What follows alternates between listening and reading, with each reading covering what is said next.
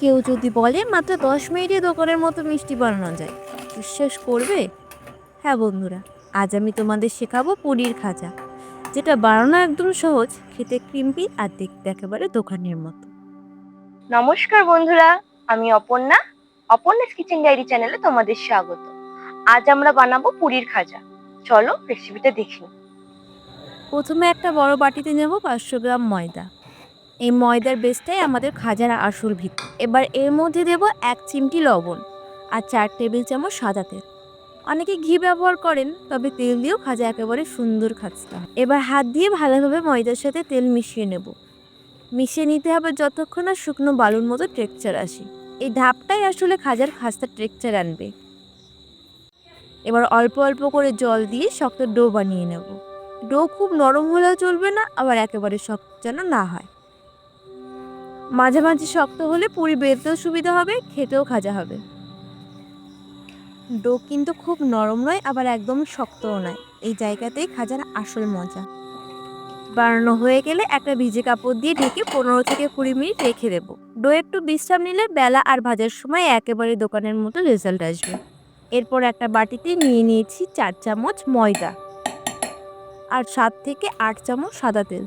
খুব পাতলা করলে ক্রিম্পি হবে না, আর মোটা করলে শক্ত লাগবে, তাই মাঝারি রাখাই বেস্ট। এবার এই ময়দা আর সাদা তেলটাকে ভালোভাবে গুলিয়ে নেব। এরকম একটা পাতলা লিকুইড টেক্সচার আসবে। এটা কেন করলাম সেটা ভিডিওটা দেখতে থাকো, তাহলে বুঝতে পারবে।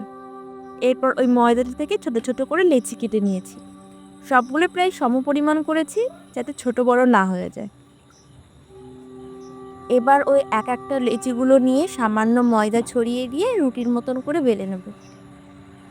একটু পাতলা করবে, তাহলে লেয়ারগুলো খুব সুন্দর আসবে।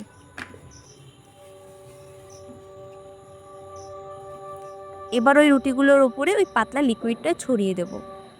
খুব বেশি দেবো না, আবার একেবারে অল্পও দেবো না। ঠিক এরকম পরিমাণে নিয়ে চারি সাইডে এরকম হাতের সাহায্যে লাগিয়ে নেব। তারপর আবারও একটা রুটি বেলে তার উপরে আবারও সেম প্রসেসে লিকুইডটা দিয়ে দেবো। লিকুইডটা দেওয়ার পরে আবারও একটা রুটি চাপা দেবো। এইভাবে আমরা মোট 4টে রুটি চাপা দিয়ে আর লিকুইডটা দিয়ে সেট করে নেব।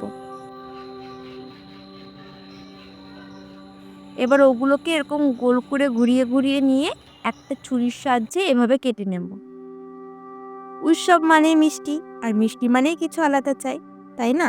অতিথি আপ্যায়ন হোক বা পরিবারের জন্য, এই মিষ্টি সবাইকে মুগ্ধ করে দেবে। তারপর একটা খণ্ডকে অল্প তেল লাগিয়ে বেলনের সাহায্যে এরকম হালকা চেপে বেলে নেব। খুব বেশি চাপা যাবে না, একদম হালকা চেপে বেলে নিতে হবে। এরপর বানাতে হবে শিরা, আর তার জন্য নিয়ে নিতে হবে চিনি। খাজা অনুযায়ী তোমরা চিনিটা নিয়ে নেবে আর পরিমাণ মতো জল দিয়ে দেবে। আর তার মধ্যে দিয়ে দিয়েছি 2টো এলাচ, যাতে খুব সুন্দর গন্ধ আসে।